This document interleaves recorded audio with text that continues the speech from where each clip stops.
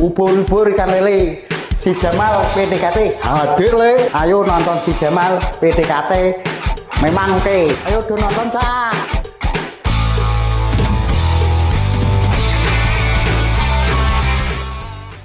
Hai Healthies, kembali lagi dengan si Jamal PDKT. Kali ini bersama saya, hostnya, yaitu perkenalkan nama saya Dr. Trisnasti Prastio dari RSUD Dr. R. Sutyono Blora.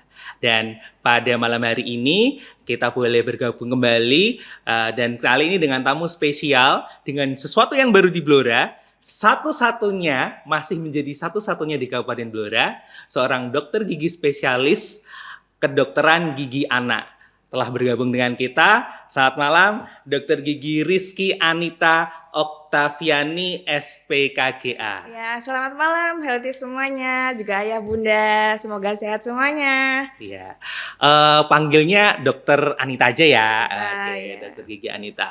Oke, Sobat Healthies, ini mungkin informasi baru. Mungkin ada yang sudah tahu, ada yang belum tahu. Kalau Dokter Gigi Anita ini adalah masih menjadi satu-satunya dokter gigi spesialis kedokteran gigi anak gitu ya, Dok ya, bener ya.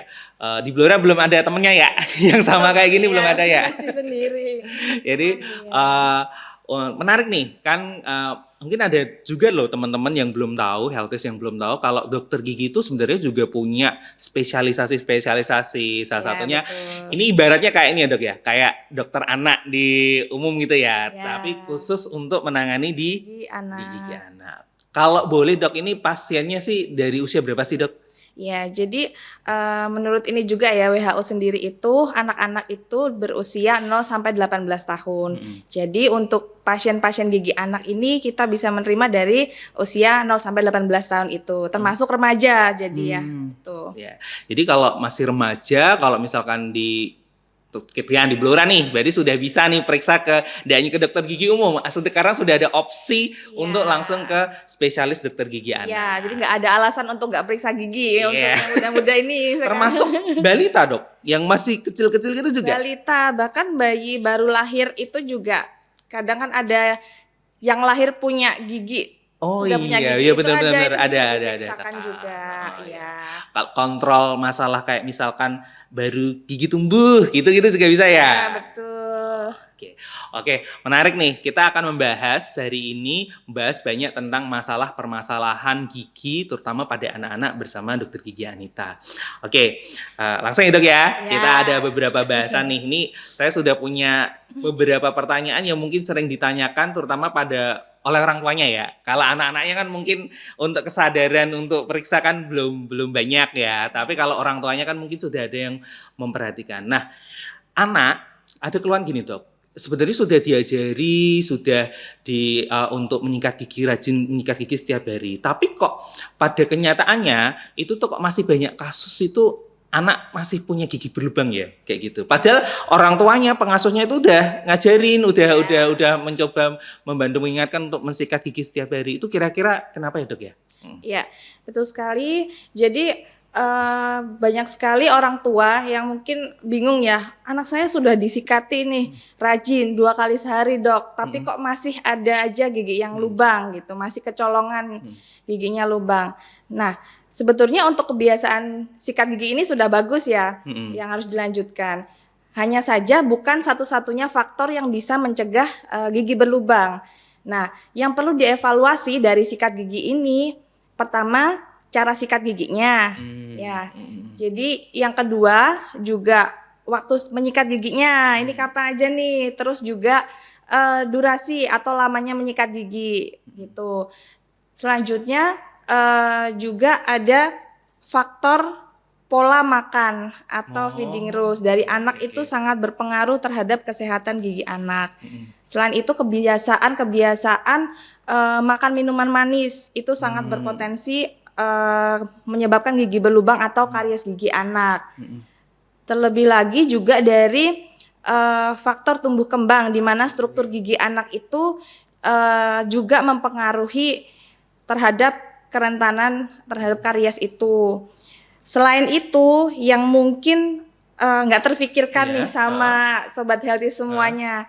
Jadi karies aktif yang dimiliki oleh pengasuh itu juga berpengaruh terhadap karies gigi anak di masa depan. Jadi berpengaruh terhadap resiko. Oh, menarik nih. Aku Resiko baru karies, mendengar nih ada karies aktif dari pengasuh. Oke, Iya, iya. saya rekap sebentar ya, Dok. Tadi Iya. ada kurang lebih saya hitung ada 7 nih. 1, Iya. cara sikat giginya ya, cara Betul. sikat giginya. 2, waktu menyikat gigi. Waktu. Kemudian selain kapan menyikat giginya, durasinya, Durasinya. lama durasinya. Kemudian pola makan atau feeding rules-nya. Kemudian kebiasaan anak jajannya.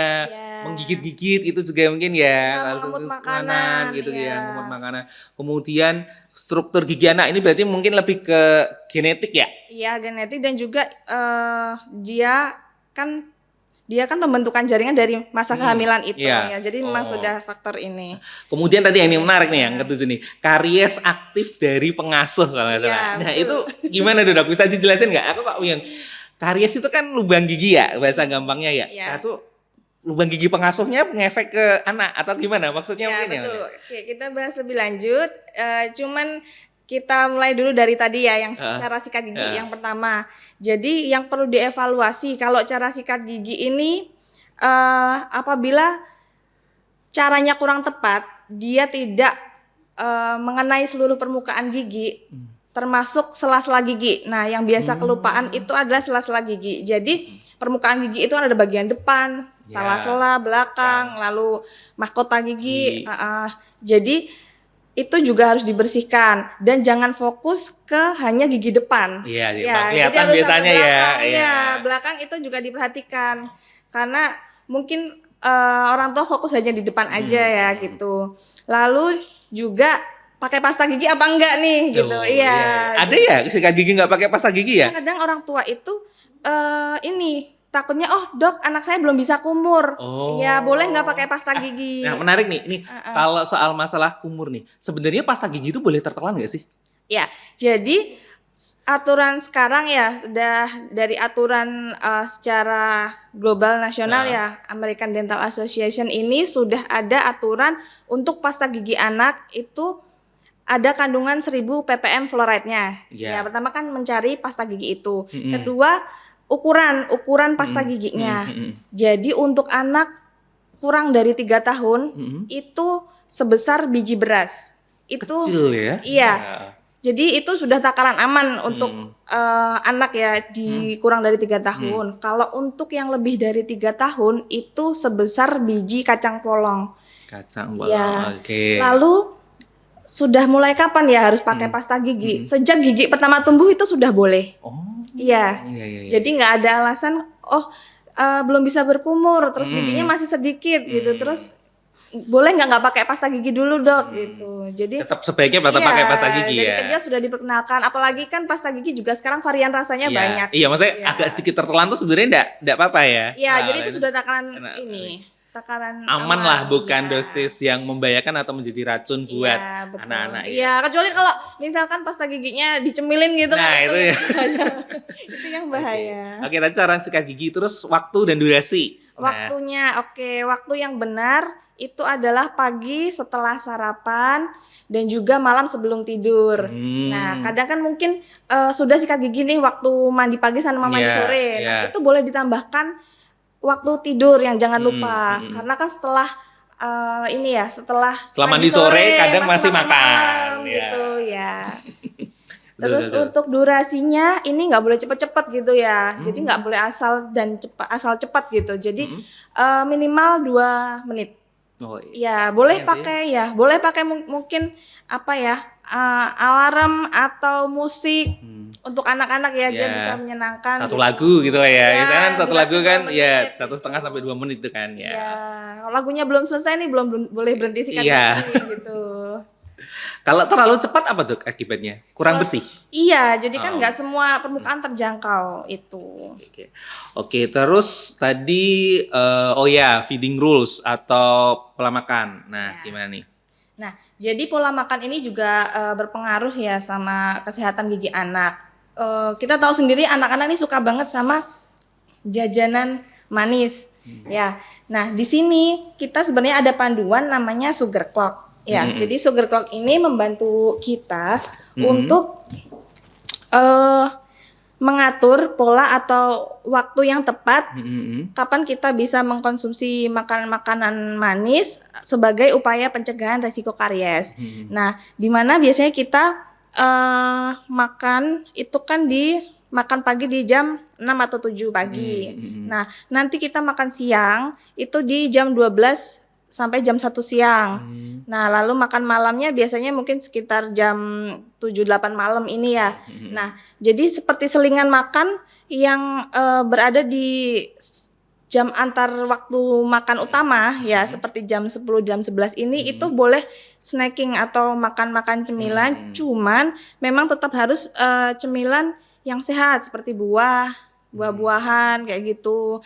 Terus untuk siangnya itu juga boleh di sela waktu makan ada minum air putih. Nah, ini tujuannya untuk memberi jeda gigi melakukan atau menetralisir asam ya. Jadi setelah kita makan itu kan pH rongga mulut turun ya. Ya, sehingga rawan terjadi demineralisasi atau melarutkan mineral-mineral di gigi sehingga mudah banget jadi karies gitu. Jadi kalau misalkan tidak ada jeda, itu kan gigi terus-menerus terpapar makanan manis itu sehingga potensi atau resiko gigi ini jadi rusak dia meningkat dan juga jeda waktu ini tuh memberi waktu gigi untuk remineralisasi. Jadi mengembalikan mineral-mineral dalam gigi dan memperkuat dari struktur gigi sendiri gitu. Biasanya oleh air liurnya sendiri itu ya. Iya, biasanya kurang lebih kan asam itu dia setelah makan berada di rongga mulut itu dengan menurunkan pH sekitar 30 menit itu. Iya, jadi nggak bisa kayak terus-terusan habis makan ini. Intinya sih ini ya Dok ya. Kalau lihat itu tadi coba diperlihatkan lagi. Itu kalau yang merah ini itu makan besar ya. Ya, makan besar. Hijau itu Yang snack. ya. Dan itu tuh nggak boleh langsung makan besar langsung langsungan diberikan snack, harus dikasih jeda snack, jeda lagi, terus makan besar lagi, kayak gitu ya. Oke, berarti itu ya ayah bunda. Semua kalau ngasih jajan jangan habis makan langsung, harus dikasih jeda supaya gigi itu diberikan waktu untuk apa tadi tuh, untuk menetralkan dirinya sendiri ya. Menetralisir asamnya. Betul. Terus tadi sempat dibilang nih tentang kebiasaan anak yang sering ngemut, sering ngemut terlalu makanan terlalu lama gitu ya. Gitu ya maksudnya ya. Iya, betul. Kenapa itu, Dok? Iya. Jadi kalau anak ini malas ngunyah gitu ya, dia hanya mengemut, otomatis kan makanan tertelan itu lebih lama. Jadi potensi paparan makanan ini terhadap gigi itu lebih lama, otomatis pH rongga mulut ini juga turun yang saya bilang tadi ya, dia lebih asam di rongga mulut. Jadi itu sangat berpengaruh karena paparan terhadap makanannya dia jadi lama gitu ya. Terus juga sebenarnya anak-anak juga aktivitas otot rahang itu juga harus dilatih karena oromotor ini kan juga penting. Termasuk ngedot ya Dok ya? Ngedot, betul. Ngedot malam hari, apalagi sisa susunya itu nggak dibersihkan. Itu ya jadi faktor resiko ya. Jadi karena kan nempel di gigi. Betul. Jadi sebenarnya susunya itu baik ya, kan kalsium baik, untuk kesehatan gigi. Tapi sisanya itu yang kalau nggak dibersihkan dampaknya bisa bikin gigi berlubang gitu. Oke. Terus tadi ada juga tentang struktur gigi. Ya, struktur gigi ini biasanya juga dari masa kehamilan kan. Biasanya dari anak-anak dengan gangguan tertentu itu memang berpotensi juga. Itu deteksinya dari mana tuh? Dari sejak kehamilan? Sejak kehamilan, iya. Jadi jadi gini, untuk mempersiapkan gigi anak yang sehat itu kan juga dari program kehamilan itu ya. Jadi ada layanan ANC juga. Sebenarnya kalau deteksinya itu kita bisa ada caries risk assessment itu. Gimana tuh? Apa tuh caranya? Itu ada checklistnya kah atau gimana? Ya, jadi caries risk assessment ini sebenarnya ada form untuk penilaian seberapa besar resiko anak terhadap karies gigi ini ke depannya. Jadi dia bisa nanti memprediksi dan mengklasifikasikan hasilnya nanti apakah dia resiko rendah, sedang, atau tinggi. Poin-poinnya apa tuh? Mungkin Oh, bisa ya. dibocorin. Poin-poinnya ini tadi. Jadi masih ada kebiasaan mengedot waktu malam hari apa enggak. Lalu kedua, nah ini tadi karies aktif dari pengasuh. Nah, Maksudnya? kenapa? Ya, jadi karies aktif yang dimiliki pengasuh, orang tua, eyang, Mm-mm. atau caregiver lah ya, Yang mbak-mbak merawat lah ya, ngasuh, yang ya, merawat lah, yang itu merawat. atau bahkan saudara nih, sibling saudara kandung gitu yang di rumah yang berinteraksi, itu sangat bisa mentransmisi vertikal bakteri penyebab karies gigi. Jadi caranya bisa dengan kontak, misalkan mencium, lalu juga meniup makanannya waktu nyuapin gitu. Oh, ini ya, panasnya Iya, makanan panas iya. ditiup-tiup itu bakterinya bisa Iya, masuk bisa ya, menjadi ditransmisikan ya? potensi seperti itu. Lalu juga ini kalau sendok misalkan ini ya, kakak sama adik disuapin dengan sendok yang sama. Jadi kakaknya misalkan punya karies, itu juga bisa jadi transmisi gitu. Jadi sebenarnya yang ditularin bukan ini lubang terus adiknya pasti juga akan lubang, nggak gitu. Jadi bakterinya yang memang ditransmisikan ke anak ini. Jadi poinnya sebenarnya pengasuhnya pun juga harus memperhatikan kesehatan gigi mereka ya? Ya, betul. Jadi untuk mendapatkan gigi anak yang sehat ini ya, jadi bukan diperhatikan cuman anaknya aja, tapi lingkungan sekitar, jadi keluarga utamanya gitu, apalagi pengasuh. Oke, lanjut Dok, yang tadi karies risk assessment ada lagi? Ada lagi juga yaitu konsumsi jajanan manis, frekuensinya kalau lebih dari 3 kali sehari itu Tinggi. sudah otomatis dia masuk resiko yang tinggi gitu. Terus juga anak-anak dengan mungkin berkebutuhan khusus dengan penyakit sistemik itu juga menjadi faktor resiko. Nah, nanti hasilnya ini dikategorikan kan, ada yang resiko rendah, tinggi, sedang dan tinggi gitu. Kalau sudah tahu nih jadi low, high atau moderate itu tadi, terus tindak lanjutnya apa tuh? Oke, jadi dari tindak lanjut CRA ini atau Caries Risk Assessment itu juga ada rekomendasi penggunaan ini imunisasi gigi. Tahu ya? Sudah pernah dengar atau belum ya? Baru denger sih, sebenarnya baru denger. Imunisasi biasanya kan suntik, tetes, apa ini imunisasi gigi baru nih. Gimana tuh Dok? Ya, jadi imunisasi gigi konsepnya sama ya seperti vaksin atau imunisasi tubuh. Dia sebagai upaya pencegahan. Tetapi caranya dia nggak disuntik, tapi dioleskan aja. Jadi ya dioleskan. Jadi memang cukup mudah dan nggak ada alasan untuk nggak dilakukan sih sebenarnya. Lalu bisa di mana Dok? Bisa di dokter gigi anak boleh, di dokter gigi juga sekarang sudah bisa. Nah, ini nanti untuk imunisasi gigi kan ada macam-macam. Jadi ada pengolesan fluoride varnish, bisa juga fissure sealant, ada juga tooth moss. Nah, kalau dari rekomendasi CRA ini yang resiko tinggi itu dia diarahkan untuk melakukan imunisasi gigi setiap 3 bulan sekali. Sampai berapa lama? Sampai berapa kali? Sampai 3 bulan sekali sampai ini sebetulnya ini ya Dok ya, kalau misalkan untuk gigi susu ini kan dia nanti akan tanggal terakhir itu usia rata-rata 12 tahun. Ya, jadi bisa dilakukan secara berkala sampai usia 12 tahun nanti ketika gigi-gigi permanennya itu tumbuh. Sambil dievaluasi ya sama dokter giginya ya. Iya, jadi memang sudah bisa dilakukan sejak gigi pertama tumbuh itu sudah bisa imunisasi. Nah, kalau yang resiko sedang ini nanti bisa di fluoride varnish dioleskan itu setiap 6 bulan sekali. Kalau yang resikonya rendah itu dia bisa lebih jarang, 6 sampai 12 bulan sekali. Nah, dilakukannya ini juga sesuai sama ini ya, mungkin sering dengar periksa gigi rutin 6 bulan sekali. Nah, jadi itu bisa dilakukan sekalian untuk periksa gigi rutin. Jadi periksa gigi juga nggak harus nunggu ada keluhan sakit. Iya, deteksi dini itu lebih penting. Kita udah ngobrol panjang nih. Sekarang mungkin dokter boleh ngasih tips nggak tentang kesehatan gigi anak supaya anak-anak, ayah bunda juga termotivasi untuk mendorong anaknya supaya semangat rajin sikat gigi. Saya lihat tuh bawa alat ini bisa ditunjukkan nih. Sikat giginya ya. Oke. Tipsnya nih.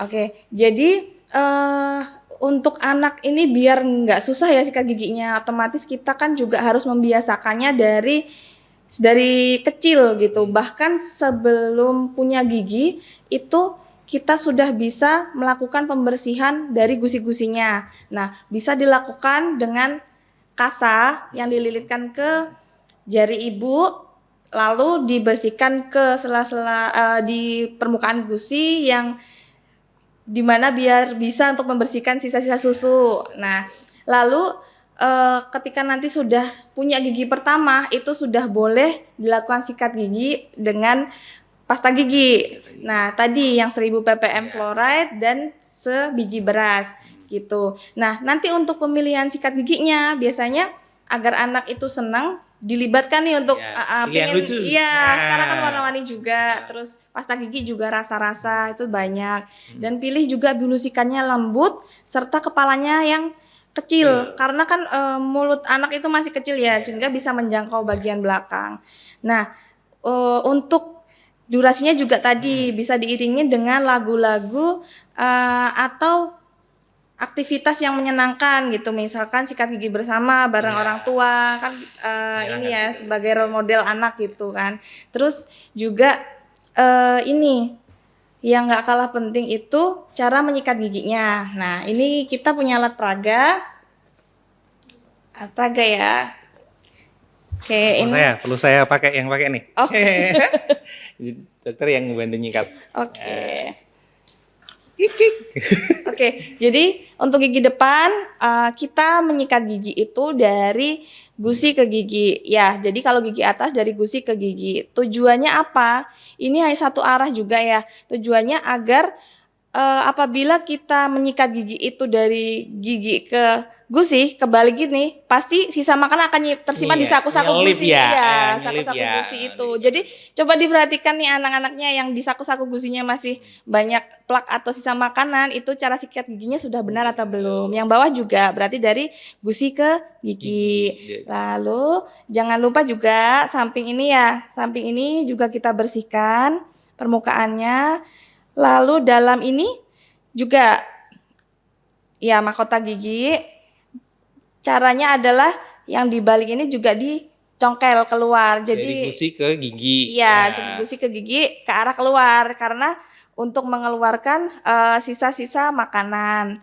Nah, yang nggak kalah lupa ini adalah lidah.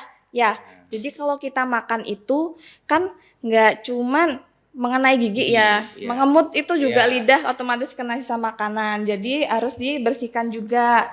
Nama alatnya apa nih, Dok? Tang scrubber. Ya, sebenarnya bentuknya macam-macam sih. Ada yang ini ya lengkung kayak huruf U terbalik itu. Intinya menggosok lidah juga ya. Menggosok pelan-pelan aja, nggak apa-apa gitu. Lalu juga sela-sela. Ini dental floss. Dental floss itu juga benang gigi. Macamnya banyak. Ada yang ya benang aja itu.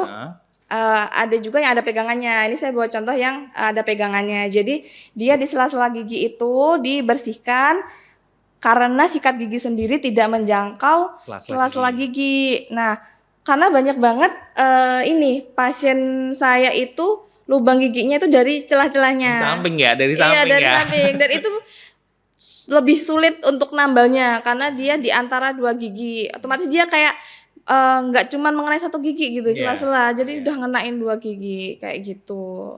Lalu kita juga harus membatasi makan makanan manis anak. Dari tadi boleh menggunakan panduan sugar clock, itu yang bisa membantu. Lalu untuk sikat gigi ini, jadi selama anak di bawah 8 tahun itu jangan, sebaiknya didampingi ya. Iya, jangan dibiarkan untuk sikat gigi sendiri, tetapi didampingi dalam artian bukan harus disikat gigiin. Dicek. Iya, dicek kembali ketika anak sudah selesai nih, dicek kembali apakah sudah sampai belakang, apakah masih ada sisa makanannya. Kalau memang nantinya belum bersih, boleh dibantu untuk membersihkannya ulang gitu.